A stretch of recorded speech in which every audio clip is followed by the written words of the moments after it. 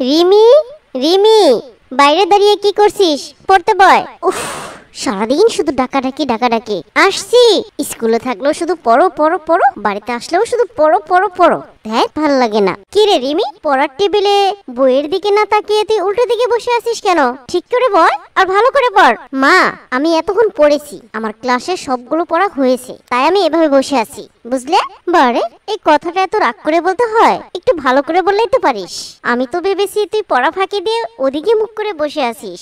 আচ্ছা মা, আমি কি বাচ্চা মেয়ে তোমাকে সবসময় আমাকে শাসাতে হবে? আমি ক্লাস 10-এ পড়ি, আমি যথেষ্ট বড় হয়েছি, তুমি আমাকে সবসময় এমন করে শাসাও কেন বলো তো? মা তার মেয়েকে শাসন করবে না তো কে করবে শুনি? তুই তো রাগ করিস না মা, আমি আসলে তোকে ডাকতে এসেছিলাম। আয়, টেবিলে খাবার দিয়েছি, তাড়াতাড়ি খেতে আয়। প্রথমে এসে এই কথাটা বললেই পারতে। যত সব, সারাদিন শুধু ডাকাডাকি ডাকাডাকি। যাও, আমি আসছি। কি রে মা রিমি, তোর পড়াশোনার কি অবস্থা? কোচিং ঠিকঠাক মতো করছিস তো? উফ, খাবার টেবিলে বসেও শুধু পড়া পড়া পড়া। যত সব, এরা যে কি পেয়েছে আমাকে। কি রে মা রিমি, বিড়বিড় করে কি বলছিস? তোর বাবা যা জিজ্ঞাসা করছে তার উত্তর দে। ও হ্যাঁ হ্যাঁ বাবা, কোচিং ঠিকঠাক মতোই চলছে, আর পড়াশোনার অবস্থাও ভালো। আলহামদুলিল্লাহ, শুনে খুব ভালো লাগলো। তোর প্রিন্সিপাল স্যারের সাথে সেদিন দেখা হয়েছিল, অনেকক্ষণ কথা হলো, তোর পড়াশোনা নিয়ে খুব প্রশংসা করলেন। আমার যে কি ভালো লেগেছে। তবে আজকাল যা পরিস্থিতি দাঁড়িয়েছে, আজে বাজে ছেলে মেয়েদের সাথে একদম মেলামেশা করবি না, ঠিক আছে? কি রে, খাচ্ছিস না কেন? প্লেটে তো এখনো কত খাবার পড়ে আছে, পেট ভরে খেয়ে নে। মা, আসলে আমার আর খেতে ইচ্ছে করছে না, অনেকগুলো তো খেয়েছি, আমি এখন রুমে যাই। কি বলছিস? খাবার অপচয় করা একদম ভালো না, আর একটু খেয়ে নে, খা খা। হ্যাঁ রে মা রিমি, তোর মা তো ঠিকই বলেছে, আল্লাহর দেওয়া রিজিক কখনো নষ্ট করতে নেই। প্রায় তো শেষ হয়ে গেছে, আর একটু খাবারই তো অবশিষ্ট রয়েছে, খেয়ে নি খেয়ে নি। উফ আল্লাহ, এরা কি আমার বাবা মা নাকি জুলুমকারী? খাবার খাওয়া ছাড়া আমাকে উঠতেই দিবে না। খেয়ে নে রিমি, ঝটপট খেয়ে এখান থেকে বিদায় হ। হা হা হা হা হা, লা লা লা লা লা, হুম হুম হুম হুম হুম, হা হা হা হা হা, লা লা লা লা লা, হুম হুম হুম হুম হুম। কি রে রিমি, তুই এখনো ঘুমোসনি? কত রাত হয়েছে, আর তুই এখনো মোবাইলের মধ্যে পড়ে আছিস? তাড়াতাড়ি মোবাইলটা রেখে দে আর ঘুমিয়ে পড়। মা, সবেমাত্র 10টা বাজে, আগামীকাল তো শুক্রবার, আজ একটু মোবাইল দেখতে দাও না। সকালে না হয় একটু বেশি করে ঘুমিয়ে নেব। ছি ছি, এসব কি বলছিস? সকালে ঘুমানো স্বাস্থ্যের জন্য খুবই খারাপ। তাছাড়া তোকে ফজরের নামাজ পড়তে হবে না? তাড়াতাড়ি মোবাইলটা দে, আমি লাইট অফ করে দিচ্ছি, ঘুমিয়ে পড়। ধ্যাত তোরে, এই নাও মোবাইল। কমলা, কমলা, আজ অফিস ছুটির দিন, দাও দেখি তাড়াতাড়ি বাজারের ব্যাগটা দাও, আর কি কি আনতে হবে ঝটপট বলে ফেলো। কি আর আনবে, আজ তেমন কোনো বাজার নেই, ছোট বড় মিলিয়ে কয়টা মাছ আর কিছু সবজি। আর হ্যাঁ শোনো, 1 কেজি গরুর মাংস নিয়ে এসো, তোমার মেয়ে রিমি, সে নাকি আজ বিরিয়ানি খাবে। ও আচ্ছা আচ্ছা, ঠিক আছে, মেয়ের উসিলায় না হয় আমরাও আজ একটু বিরিয়ানি খেয়ে নিলাম। কি বলো? হ্যাঁ হয়েছে হয়েছে, আর তামাশা করতে হবে না। এবার যাও তো, তুমি বাজার থেকে ফিরতে ফিরতে আমি বরং জামা কাপড়গুলো ধুয়ে ফেলি। থাকবো না কো বদ্ধ করে, দেখবো এবার জগৎটারে কেমন করে ঘুরছে মানুষ যুগান্তরের ঘূর্ণি পাকে। কি রে রিমি, এত সেজে গুজে কোথায় যাচ্ছিস? শুরু হয়েছে। ইয়ে মা, আমি আমার বান্ধবী আকলিমাদের বাড়িতে যাচ্ছি, ওর কাছে কিছু নোট রয়েছে, সেগুলোই আনতে যাচ্ছি। আকলিমাদের বাড়ি? সে তো অনেক দূর, তুই একা একা যাবি? না না, এতটা পথ তোর একা একা যাওয়া একদমই ঠিক হবে না। তুই দাঁড়া, আমি কাপড় চোপড়গুলো মেলে দিয়ে তোর সাথে যাচ্ছি। মা, আমি কি বাচ্চা মানুষ আমার সাথে তোমাকে যেতে হবে? আমি যথেষ্ট বড় হয়েছি, আমি আমার বান্ধবীর বাড়ি একাই যেতে পারবো, তোমার যেতে হবে না। তুই বড় হয়েছিস বলেই তো এত চিন্তা রে মা, তুই আমাদের একমাত্র সন্তান, তোকে নিয়ে আমাদের কত স্বপ্ন। আল্লাহ পাক কখন যে কোন বিপদ দিয়ে পরীক্ষা করেন কিছুই বলা যায় না, তাই আমরা সবসময় তোকে চোখে চোখে রাখার চেষ্টা করি। দেখিস না আমার কত কষ্ট হয়, তবুও আমি প্রতিদিন তোকে স্কুলে দিয়ে আসি, আবার 4টার সময় স্কুল শেষে নিজে কষ্ট করে গিয়ে আবার তোকে বাড়িতে নিয়ে আসি। তোকে নিয়ে যে আমাদের অনেক চিন্তা হয়। রাগ করিস না মা, তুই একটুখানি দাঁড়া, আমি তোকে তোর বান্ধবী আকলিমাদের বাড়ি নিয়ে যাচ্ছি। আসসালামু আলাইকুম আন্টি, আপনি কেমন আছেন? ওয়ালাইকুম আসসালাম রাহমাতুল্লাহ। আলহামদুলিল্লাহ ভালো আছি, তুমি কেমন আছো? আন্টিকে দেখে অবাক হলে মনে হয়। না না আন্টি, এসব আপনি কি বলছেন? অবাক হব কেন, আসুন বসুন। আচ্ছা আকলিমা, তোমার কাছে নাকি রিমির কতগুলো নোট রয়েছে, আমরা সেগুলো নিতে এসেছি। নোট মানে? ও ও ও, হ্যাঁ হ্যাঁ আন্টি, নোট নোট, রিমির নোট আমার কাছে রয়েছে। আচ্ছা ঠিক আছে রিমি, যা আকলিমার সাথে তো নোটগুলো গুছিয়ে নে। আর আকলিমা, তোমার মা কই? আমি এতক্ষণে বরং তোমার মায়ের সাথে একটু কথা বলে আসি। মা? আন্টি, মা পাশের রুমে, মা বোধহয় বসে আছে, আপনি যান কথা বলে আসুন। আয় রিমি, আয়, তো নোট গুছিয়ে দেই। উফ, তোর মা তো নয়, যেন সিআইডি অফিসার। আর একটু হলে ধরা পড়ে যেতাম। আরে গর্দব, তুই আমাকে বলবি না তুই এখানে আসবি আজ? এই কয়েক মিনিটে তুই অতিষ্ঠ হয়ে গেছিস, আর আমি তো সারা দিন এই বকবকানি শুনতেই থাকি। আর সেজন্যই তো আজ শুক্রবার ভাবলাম তোর কাছে এসে একটু আড্ডা দিব, মন খুলে একটু ঘোরাফেরা করব। দেখ মা আমার পিছু ছাড়লোই না, কি বলবো তাই নোটের কথা বলেছি। বাপরে বাপ, তুই এত বকবকানি শুনিস কি করে? তার থেকে আমার বাবা মা অনেক ভালো, আমাকে তেমন কোনো শাসন করে না, আমি আমার ইচ্ছা মতোই চলি। মা তো একদমই না, বাবা মাঝে মধ্যে একটু একটু বলে, কিন্তু তোর বাবা আমার মতো না। আচ্ছা রিমি, তোমার কি খবর রে? তোর কি তোমার সাথে কথা হয়েছে? হ্যাঁ, তোমার সাথে আমার গতকাল কথা হয়েছে, ওরও সে একই অবস্থা। আচ্ছা আকলিমা, আমার মাথায় একটা প্ল্যান এসেছে। জানিস তো এই বাবা মার সবসময় করা শাসনে থেকে না আমি একবার বোর হয়ে গেছি। চল আমরা কয়েক ঘন্টার জন্য একটু চিল অনুভব করি, দূরে কোথাও থেকে ঘুরে আসি, যেখানে আমাদের ধমকদার কেউ নেই, একেবারে স্বাধীন, নিজের ইচ্ছা মতো যা খুশি তাই করব।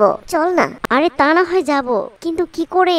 তোর মা তো তোর পিছুই ছাড়ছে না, স্কুলের গেট অব্দি তোকে পৌঁছে দেয়, আবার স্কুল ছুটি হওয়ার 5 মিনিট আগে গিয়ে গেটের সামনে দাঁড়িয়ে থাকে। আমরা ঘুরতে যাব কি করে? তোর মা কি তোকে যেতে দেবে? জীবনেও যেতে দেবে না। তবে আমি একটা প্ল্যান করে রেখেছি, তুই শুধু আমার কথার সাথে হ্যাঁ হ্যাঁ করে যাস, ঠিক আছে? জামা ক্লাসে যা। আর হ্যাঁ শোন, ক্লাসে খুব মনোযোগ দিয়ে টিচারের কথা শুনবি, একদম দুষ্টুমি করবি না, সামনে তোর এক্সাম। জানিস তো তোর বাবা তোকে নিয়ে খুব আশা করে আছে, তোর রেজাল্টটা যেন সব থেকে ভালো আসে। আমি ঠিক 4টার সময় তোকে নিতে আসবো, ঠিক আছে? মা, তুমি আজ 4টার সময় এসো না, আজ আমাদের ক্লাসে সকল ছাত্রছাত্রীর অতিরিক্ত 2টো ক্লাস রয়েছে, সামনে এক্সাম তো, তাই ম্যাডাম বললেন ছুটির পরে আমাদেরকে আরো 2 ঘন্টা ক্লাস করাবে। তুমি 6টা 6:30টার দিক চলে এসো। কি বলছিস? 6:30টার দিক? তখন তো প্রায় সন্ধ্যা লেগে যাবে, আর কারো মুখে তো এমনটি শুনলাম না। মা, গত বৃহস্পতিবারই ম্যাডাম আমাদের বলে দিয়েছিলেন, আমি তোমাকে বলতে ভুলে গিয়েছিলাম। ওই তো আকলিমা। এই আকলিমা, আজ আমাদের অতিরিক্ত 2 ঘন্টা ক্লাস আছে না? হ্যাঁ আন্টি, আমি তো বাসায় বলে এসেছি আজ আমাদের ছুটির শেষে অতিরিক্ত আরো 2 ঘন্টা ক্লাস করাবে। ও আচ্ছা আচ্ছা ঠিক আছে, তাহলে 6:30টার সময় আমি আসবো। আর যদি আমি না আসি, তোর বাবার অফিস তো 5টার সময় ছুটি হয়ে যায়, তোর বাবাকে 6:30টার সময় পাঠিয়ে দেবো। যা মন দিয়ে পড়াশোনা কর। এভাবে রিমি তার মাকে মিথ্যা বলে তার বান্ধবীদের সাথে স্কুল ছুটির শেষে একটা পার্কে ঘুরতে যায়। রিমি তার মাকে মিথ্যা বলে আজ খুবই আনন্দিত, সে খুশি মনে বান্ধবীদের সাথে চিল করতে থাকে। ইস, আমার যে কি আনন্দ লাগছে, আজ আমার পাখির মতো ডানা মেলে উড়তে ইচ্ছা করছে। আরে রিমি, তোর পাখির মতো ডানা মেলে ওরা বন্ধ কর, ঘুরতে এসেছি আমরা, আমাদের এখন কিছু খাওয়া উচিত। কি খাবো? আশেপাশে সবাই কত কিছু খাচ্ছে, আমরা এরকম খালি মুখে বসে থাকবো? না না, আমরা খালি মুখে বসে থাকবো কেন, আমাদেরও তো কিছুটা খাওয়া দরকার। কিন্তু টাকা? তোর ব্যাগে কত আছে রে? টিফিন খরচ হুদাই 50। তোমা, তোর ব্যাগে কত আছে রে? আরে আজ তো আমাকে টাকাই দেয়নি, হুদাই 20 টাকা রিক্সা ভাড়া। ধুর, এসব দিয়ে কিছু হবে? পেয়েছি। তোমা, রিমি, ওই দেখ একজন বৃদ্ধ মহিলা, সাথে কতগুলো ব্যাগ। দেখ দেখ, ওখানে একটা পার্সও দেখা যাচ্ছে, পার্সের মধ্যে নিশ্চিত টাকা থাকবে। চল আমরা ওই পার্সের মধ্যে থেকে কিছু টাকা চুরি করি। চুরি করব? কি বলছিস আকলিমা? আমার বাবা মা যদি জানতে পারে আমি চুরি করেছি, আমাকে তো জ্যান্ত পুঁতে দেবে রে। আরে ধুর, ভিতুর ডিম কোথাকার, তুই সব জায়গায় তোর বাবা মাকে নিয়ে আসিস কেন? হ্যাঁ, তাছাড়া আমরা কি ওই বুড়িমার সবগুলো টাকা চুরি করব নাকি? আমাদের খাওয়ার জন্য যতটুকু লাগে আমরা অতটুকু টাকাই চুরি করব, আর বাকি টাকা ওনার পার্সে রেখে দেব। এবার যা, দেরি করিস না, কাজটা তুই সেরে ফেল। আমি আর তোমা বুড়িমাকে বিভিন্ন কথার মাধ্যমে ব্যস্ত রাখবো, আর তুই তোর কাজ সেরে ফেলবি, ঠিক আছে? আচ্ছা ঠিক আছে। এরপর আকলিমা ও তমা সেই বৃদ্ধ মহিলাটিকে বিভিন্ন কথার মাধ্যমে ব্যস্ত রাখে। এদিকে রিমি সেই মহিলাটির পার্স থেকে বেশ কিছু টাকা নিজের ব্যাগে ঢুকিয়ে নেয়। তারপর তারা একটা বড় রেস্টুরেন্টে অনেক মজা করে বিভিন্ন ধরনের খাবার খায়। হঠাৎ রিমি বলল, আকলিমা, তমা, আমার পেটের মধ্যে কামড় দিচ্ছে, উফ, আমার এক্ষুনি ওয়াশরুম করতে হবে। তোরা বস, আমি ওয়াশরুম থেকে আসছি। এই বলে রিমি ওয়াশরুমে চলে যায়। এদিকে আকলিমা ও তমা টেবিলে বসা ছিল। এমন সময় স্কুলের প্রিন্সিপাল স্যার সেই রেস্টুরেন্টে আসেন। প্রিন্সিপাল স্যারকে দেখে আকলিমা ও তমা চমকে ওঠে, তারা খুব ভয় পেয়ে যায় আর দৌড়ে সেখান থেকে পালিয়ে রেস্টুরেন্টের অন্য দরজা দিয়ে বের হয়ে যায়। এতক্ষণে রিমিও তার ওয়াশরুম শেষ করে ফিরছিল। রিমিরও চোখ পড়ে যায় প্রিন্সিপাল স্যারের দিকে, সেও রেস্টুরেন্টের অন্য দরজা দিয়ে দৌড়ে বাইরে চলে যায়। আকলিমা, তোমা, প্রিন্সিপাল স্যার তোদের দেখেনি তো?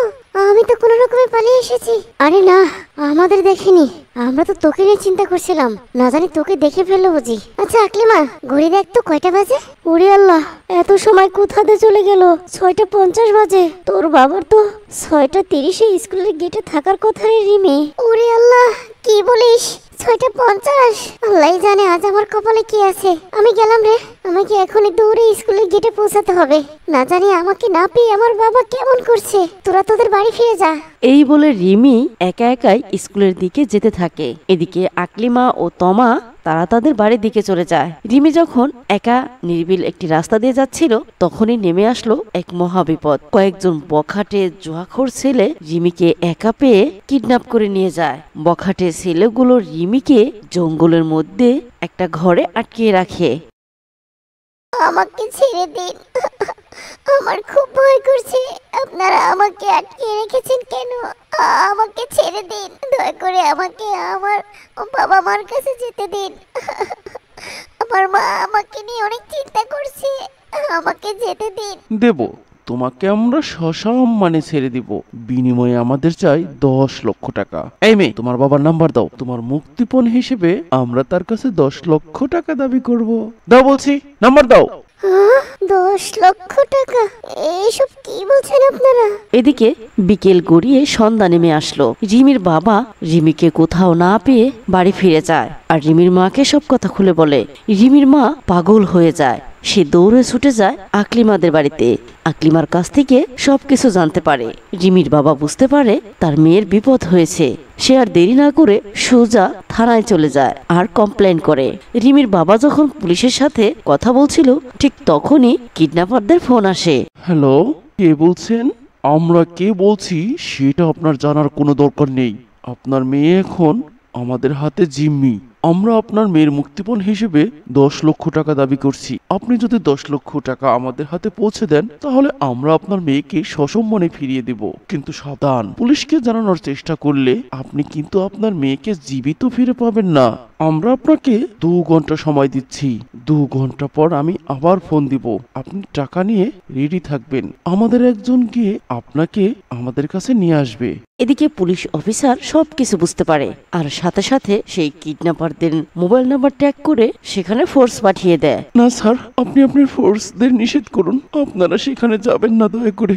আমি আমার যা কিছু আছে সব কিছু বিক্রি করে 10 লক্ষ টাকা আমি তাদেরকে পৌঁছে দিব।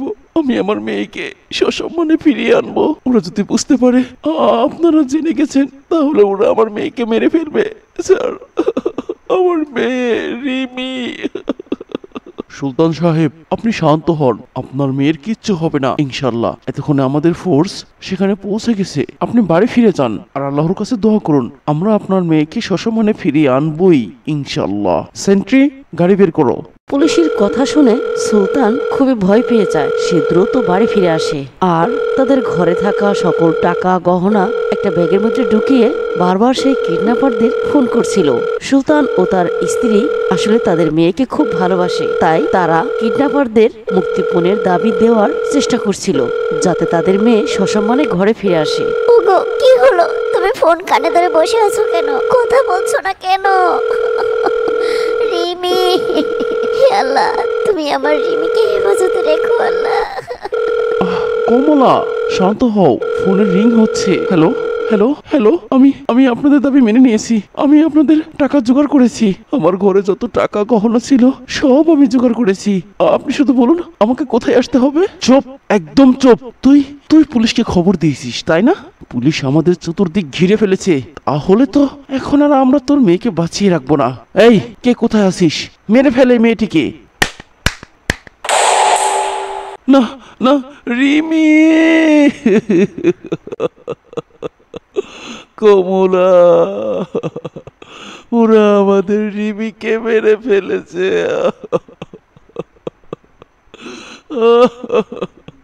না। এভাবে রিমির বাবা ও তার মা কান্নায় ঢলে পড়ে। এদিকে পুলিশ সবগুলো কিডন্যাপারদের ধরে ফেলে আর রিমিদের বাড়িতে এসে বলে, সুলতান সাহেব, আমরা আপনার মেয়ের কিডন্যাপারদের ধরে ফেলেছি। আশা করছি তাদের সর্বোচ্চ শাস্তি হবে। স্যার, তাদের শাস্তি হলে আর কি হবে? ওরা তো আমার মেয়েটাকে মেরে ফেলেছে। না সুলতান সাহেব, আপনার মেয়ে রিমি একদম ঠিক আছে। রিমি, ভিতরে এসো মামনি। বাবা, মা, আমাকে তোমরা ক্ষমা করে দাও মা। আমি তোমাকে মিথ্যা বলেছি, অন্যায় করেছি, যে পাপ করেছি তার শাস্তি আমি পেয়েছি মা। আমি বুঝতে পেরেছি মা, বাবা মার সাথে মিথ্যা বললে আল্লাহ তাকে কত বড় শাস্তি দিতে পারেন। আমি আর কোনোদিনও তোমাদের অবাধ্য হব না মা। বাবা, আমাকে তোমরা ক্ষমা করে দাও। মারিমি, এবার বুঝতে পেরেছিস তো, মা বাবা কখনোই তার সন্তানের খারাপ চায় না। দুনিয়ার সব বাবা মাই তাদের সন্তানকে সব থেকে বেশি ভালোবাসে। নিজেদের জীবন বিপন্ন করে হলেও তারা তাদের সন্তানকে ভালো রাখার চেষ্টা করে। আল্লাহর কাছে হাজার হাজার শুকরিয়া, তিনি তোকে সসম্মানে আমাদের কাছে ফিরিয়ে দিয়েছেন। মনে রাখিস মা, বাবা মাই হলো পরম আপনজন, আর পরিবারই হলো সবচেয়ে নিরাপদ জায়গা। স্যার, আপনাদের অসংখ্য ধন্যবাদ। আপনাদের উসিলায় আল্লাহ আমার মেয়েকে আমার বুকে ফিরিয়ে দিয়েছেন। আমি তো ভেবেছিলাম ওরা আমার মেয়েকে মেরেই ফেলেছে। না সুলতান সাহেব, আল্লাহর অশেষ মেহেরবানিতে আপনার মেয়ের উপর গুলি চালানোর আগেই আমার ফোর্স সেখানে পৌঁছে যায় আর কয়েকজন কিডন্যাপারের পায়ে গুলি মেরে দেয়। আর তাতেই আমরা তাদেরকে খুব সহজে ধরতে পারি। তারা কোথাও পালিয়ে যেতে পারেনি। মা রিমি, এখন থেকে বাবা মার কথা মেনে চলো, ঠিক আছে?